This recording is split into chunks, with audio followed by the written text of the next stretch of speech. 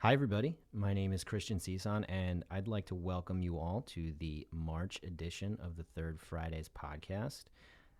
This month, my guest is my fellow partner, Tashia Rasul. Welcome to the show. Hi, Christian. Thank you for having me. It's been a while. Actually, we were going over some pre-show discussion, and you mentioned that the last time you were on the show, we were recording it in the friendly confines of my office. Yes. Right? So I think, we've come a long way, right? This isn't even a kill room anymore because there's like fancy law books around here. So we've stepped it up. It sure is. It's a Right. big step up. I feel like I'm in a real studio. Oh, wait, it is a real studio. Do you know how long this podcast has been going on? Just take a guess. 2 years. Yeah. Right? Isn't that Yes. crazy? Right? I remember the first time I recorded with you, we were downstairs in a completely different location. Right. And we were just recording in a conference room, an extra conference room. Right. I think we might have kicked some people out to Yes. record it. So everybody, today we're going to talk about penalties and compliance. I know it's been a little bit of a struggle to adapt to reporting and compensability as articulated by the boards in those administrative decisions that they file, right? Penalty in the amount of X to carrier Y for not filing a first report of injury. So we're going to talk about that in conjunction with the New York webinar series, which is a 101 level educational program every month. It's on the third Monday. So that would be the 18th, a week from today, which is the 11th. And essentially, that webinar is linked with ours. So ours is supposed to be the 201 level. Today, we're going to talk about how we defend from day one in contemplation of those penalty situations, right? So, Tashia, there's definitely a difference between reporting an accident as alleged to you to the board versus making a decision that something like that is compensable, right? Oh, yes, of course. And it's important to understand and be aware of the distinction because the timelines are different. Right. But more importantly, starting from the very first day, defending from day one, as you love to say, Thank is you. very, very important. Right. Because it can help with the investigation. It can help to obtain and preserve evidence. Mm-hmm. It can help in making a proper decision with regards to acceptance or denial of a claim. It can also help with timely filings with the board. So I think once we start from the very first day, getting all of the information we need, speaking with the witnesses, it can set up the case in a very good timeline so that everything else falls into place and thereby avoiding those penalties. Right. So let's talk a little bit about those timelines, right? The 1810 rule is something that's been thrown out, and it's always good to remind everybody what that actually is. Essentially, 18 days after what the law deems a disability event, or the accident, as I like to make it clear, or 10 days after the employer has knowledge of the accident, a first report of injury should be filed to the board, right? And those two timelines are together only insofar as it's the later of the two, right? So whichever is later is your reporting deadline. And it's an interesting topic for me because a lot of times the two of us will field questions from clients about these prospective claims, or they just heard that an accident happened. What do we do, right? And a lot of times I'd like to tell them that the first thing we should do is actually report that it's happened, right? Because when you're filing that first report of injury to the board, you're not telling the board, I'm definitely paying this claim because I think it's compensable. You're just dealing with compliance. You're Yes. saying this is something I'm reporting to you because it's been reported to me, right? And keeping that in mind actually puts you on the path that you were just talking about, like investigating properly. Because if you get it in your head that you should be reporting it to the board, then you're already on that track to talk to a supervisor of the claimant, to talk to witnesses, to take any accident photos or video of the location. And those are things that, as we know, the longer you take to do those things, witnesses' minds can not be as refreshed. Or they're no longer working and you can't get in touch with them. They're no longer working for them. Something might happen to the location. the project might end, right? So Or they've spoken with a claimant and then Oh, they right, don't want to right. testify or It's produce anything where the claimant and the after. supervisor, the claimant and the witness are friends, right? Mm-hmm. And a lot of times, those are things we can't. There are a lot of things we can't prevent. Certain things like that. So I think it really reinforces what we should be doing from day one.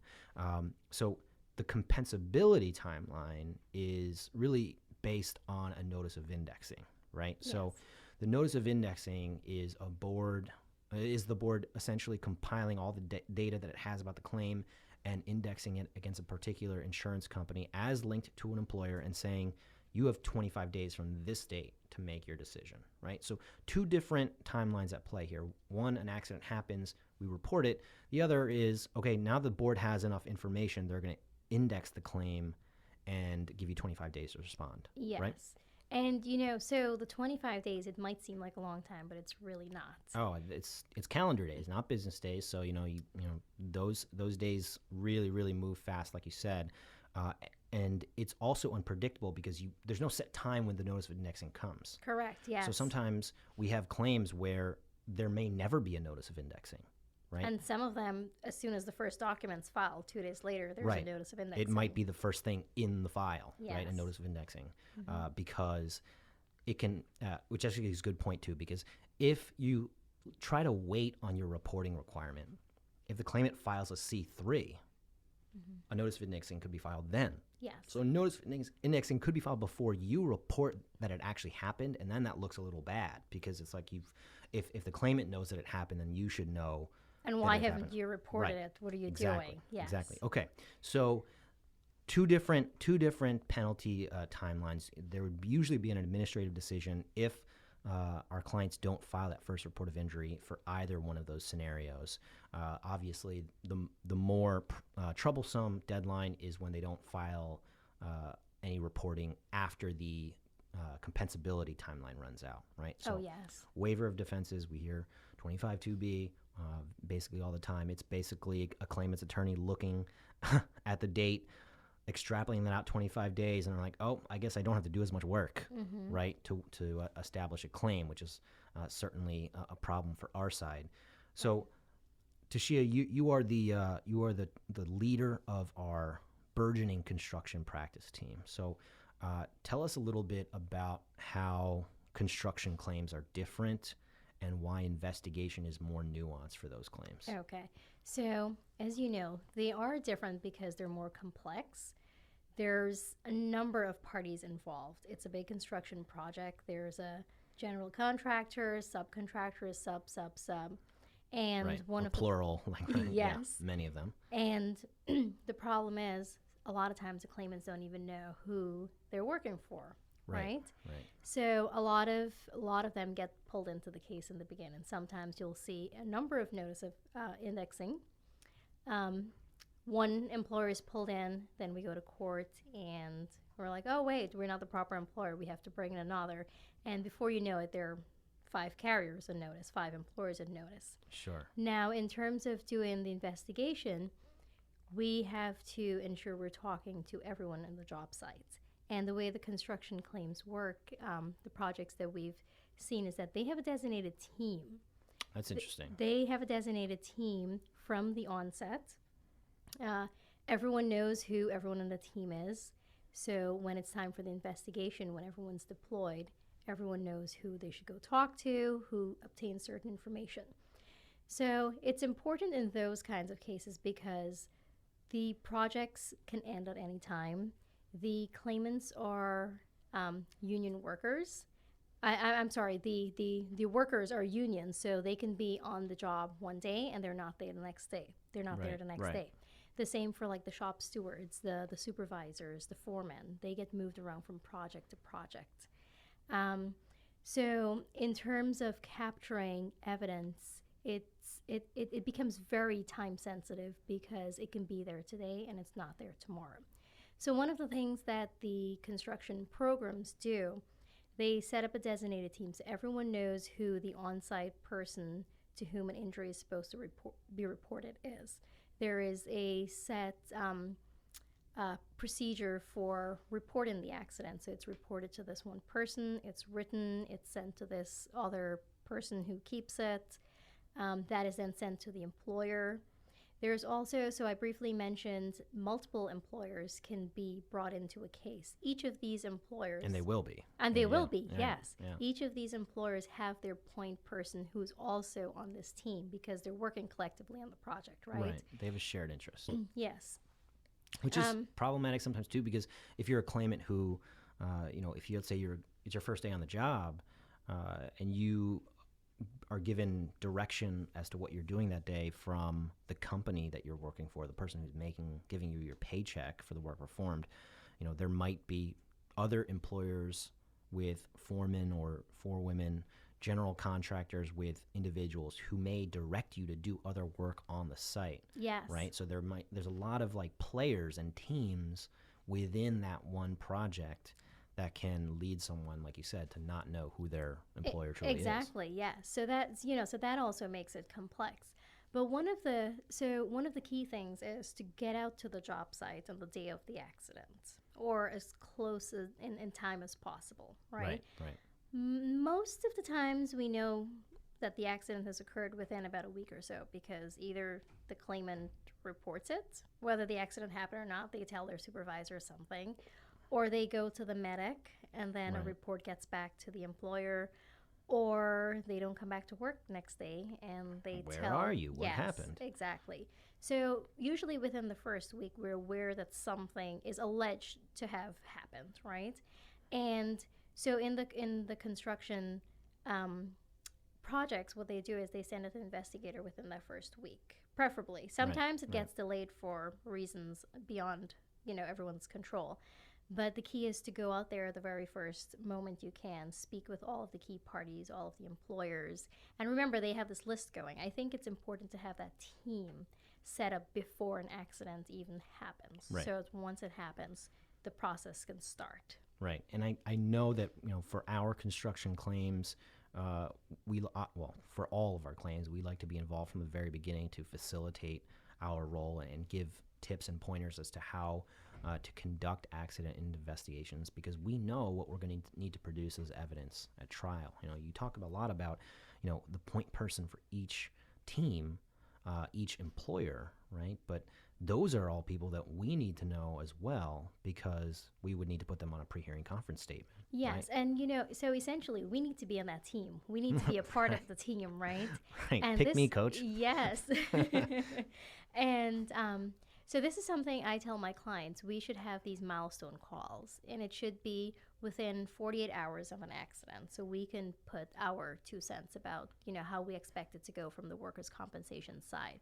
Because, as you know, the majority of these construction claims have a companion third party or general liability claim. Of course, why right? would they be filing a claim Well, at all? exactly, right? Because they're almost all falling from a ladder or scaffold or Right. something like that that would trigger New York labor law, right? And to be, not to be, too dismissive of those claims in general, you do have to say that there are legitimate, slip and fall claims on a construction site, legitimate accident claims where the person has a viable workers' comp and GL claim that's 100% clean and compensable.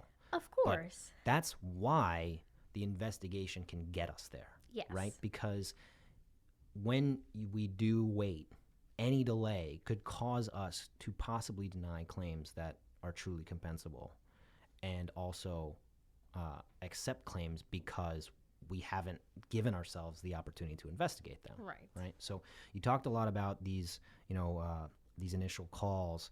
What are some of the things that you would ask as part of the team to the person that is on the other side of these calls? Okay, so I usually start with the basic. Tell me what you know, right? Who reported it to you? Was it the claimant himself or was it someone else? If it was someone else, where did that someone else get the information from? Then we need to go to that source. Was it the medic? Was it the supervisor? Did they document it? That's very, very important. Was it documented? Was an accident report filed? Did the claimant sign it? How did the claimant leave the premises? Did they walk off the premises, or did the ambulance come and get them? That makes a big difference, right? Do you know whether they went home that night and went to the doctor the next day, or what are the circumstances surrounding those? Do you have your investigator lined up to go out to the job site? Get your investigator there. We know that the supervisor is John Smith. Have him speak to John Smith right away.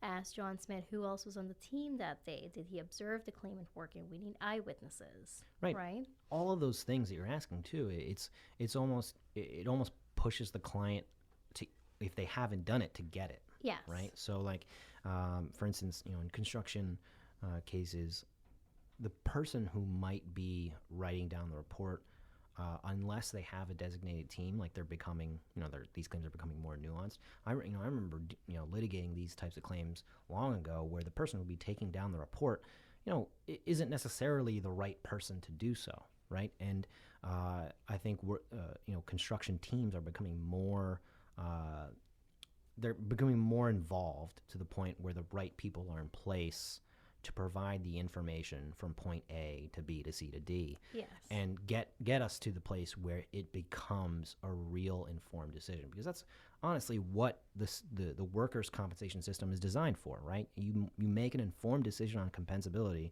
so that a truly injured worker is being compensated, and the one who's not truly injured is told to go back to work, essentially, because this is not compensable under the law, or seek treatment elsewhere, right? Yes.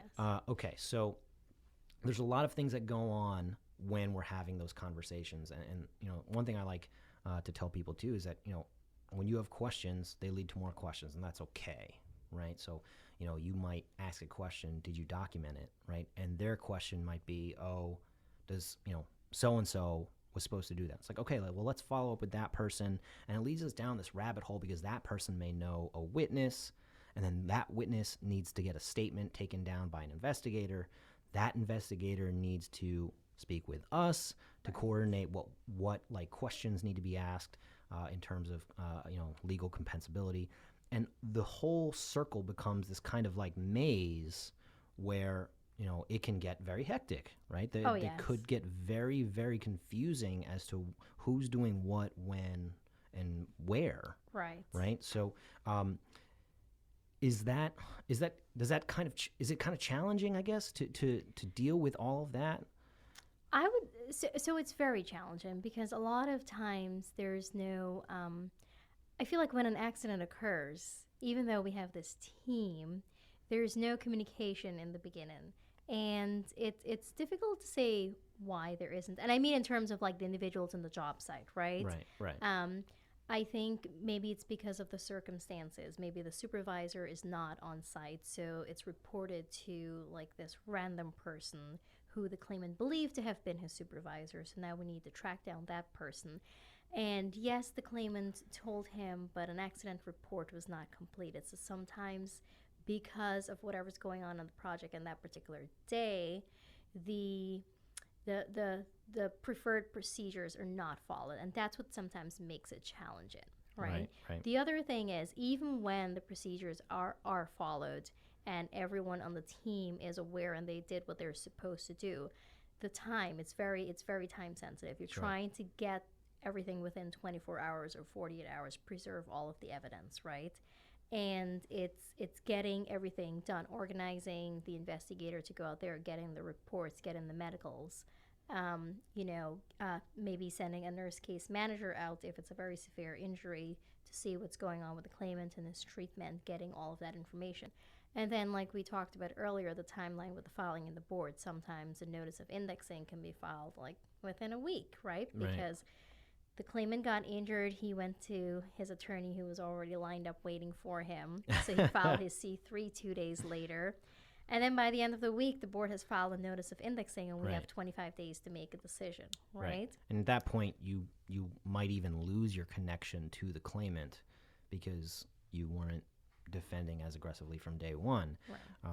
And it's important to make sure that those relationships are known and I guess produced, right? The more that is reported to us, the more questions we can ask to get you to that informed point of view. Yes. Right. Okay. And also, so I did touch upon like sometimes the process is deviated from. There should always be a backup, So, Oh, of course, right. in Yeah. addition to having this team, there should always be like this backup person, and that's something I stress with my clients. Well, if this supervisor's on vacation, we need to know who's going to be the backup person Right. to whom the accidents are supposed to be reported, right? And I think that helps to alleviate some of the challenges. But I think overall, because of the timeline and the number of different parties and the kind of evidence we're trying to preserve, that's what makes it challenging. Right.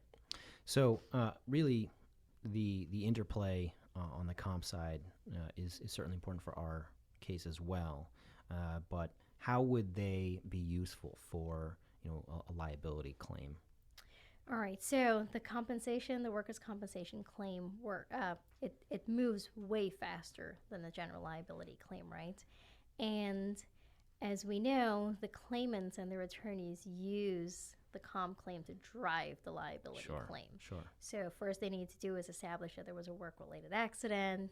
They get all of the body parts in, they undergo all of the surgeries, and they use that in the general liability case, right? Well, look, my guy, he was so injured, he can't even walk now. He can't go back to work. Look what the state board said. They authorized a neck, back, knee, shoulder, and pinky toe surgery. Yes, and now he has a psych claim, all because of this accident. Yes, right. He has major depression now. Yes. So one of the things that we focus on in the comp cases is the issue of collateral estoppel, right? So this is why we need to aggressively defend the workers' compensation claims, because of the issues identical on the third party or the GL claim. Collateral estoppel can come into play and help to curb exposure on the GL side. So, for example, the claim starts as, let's say, a shoulder claim, and the claimant is trying to get the neck and the back in. We are very, very aggressive on the comp side to prevent the neck or the back, because it'll drive up the compensation, the exposure in the compensation claim. But as you know, the compensation and the exposure in compensation claims is so much less than the 7-finger potential exposure in the GL claim, right? Yeah, these additional sites, have been a problem for comp claims forever. Yes. Right? And to link it back to what we were discussing, one of the things I like to defend additional sites with are those initial incident reports. Yes. Right? Like if you had a neck injury, why wasn't it reported in your initial incident documents? And that's why that just taking it to that first few days where you're completing paperwork can really help you if that process is airtight. And now you're bringing in stuff on the liability claim. We're talking about something so small seemingly having an effect in different forums in front of different judges, different attorneys, all shift back to what was on this initial form. Yes. Right. So it's certainly very important. There's obviously a complex juxtaposition between a workers' comp claim and a general liability claim in most scenarios, but a construction scenario even more so because of the players involved. Yes, correct. Yeah. So the other thing is too, one of the reasons it's so important to focus on the investigation in the comp side is the disclosure issues. Okay. So on the GL side, the disclosure rules are different from the comp side. So for example, if we have surveillance, which my clients do conduct surveillance within like that first week of the accident, right? And sometimes use it in determining whether the claim should be compensable or denied, if the claimant's a fraud, and so forth like that. So it's important to have that done in the workers' compensation claim first, because we can use that to set up the posture, to posture the claim, right? However, you can't do that on a GL side because they have to disclose that they have surveillance and things like that. Right. So, I think that's something else that that's very important on the compensation side. We're focusing on the things that we can actually obtain and disclose before it gets to the GL side of the claim. Okay. Yeah. That makes a lot of sense, right? If the the claimant's side is going to beef up the GL claim by adding all the exposure on the comp claim first, then it makes more sense to attack certain things like fraud on the comp claim. Yes. and vice versa, right? Mm-hmm. So we have something planned, right? As a firm, you are going to be a lead speaker or lecturer at some crazy big event coming up. So tell our loyal listeners what's going on with you. Okay, so this week I'm going down to Orlando to the CLM conference. It's the national one. And I am part of a panel discussing the importance of coordinating defense in the workers' compensation and general liability claims.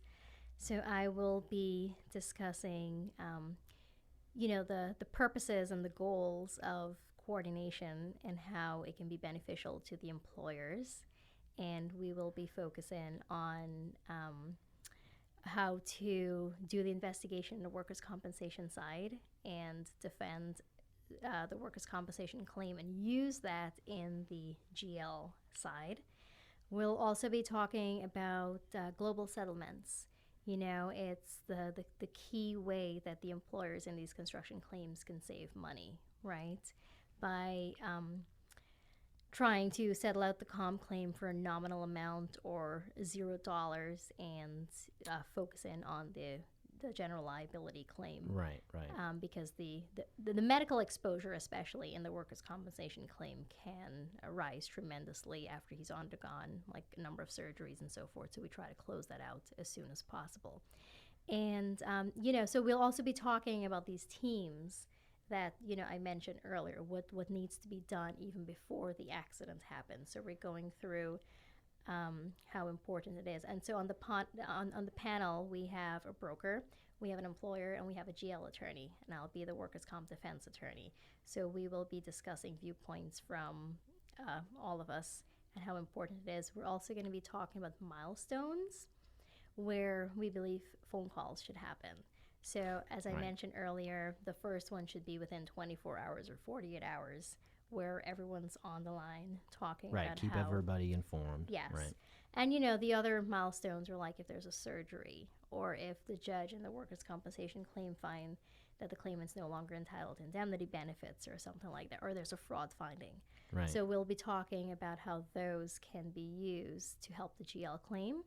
Also, how information from the GL claim can be used in the workers' compensation claim. So, for example, deposition transcripts. 50H. 50H, yes, for our public entities. I've recently had a case where I used the 50H transcript to get body parts disallowed in the workers' compensation claim. Sounds excellent. Yeah, so, it's helpful. It works in the other side, too, even though the comp drives it. So I'm very excited to be discussing those issues with my peers, and it's going to be on Thursday. Well, you say that, but not many people are up to your level. That's what as a peer. So I want to promote you, and it's kind of funny actually because this podcast is going to go live on Friday, the 15th, and you will have already given your presentation by then. So to all of our people listening here, please know that it's not something you can sign up for after you hear it. But because it's already happened and we're going to learn some new information at that conference, we're going to meet a lot of interesting people and new people trying to enter in our industry.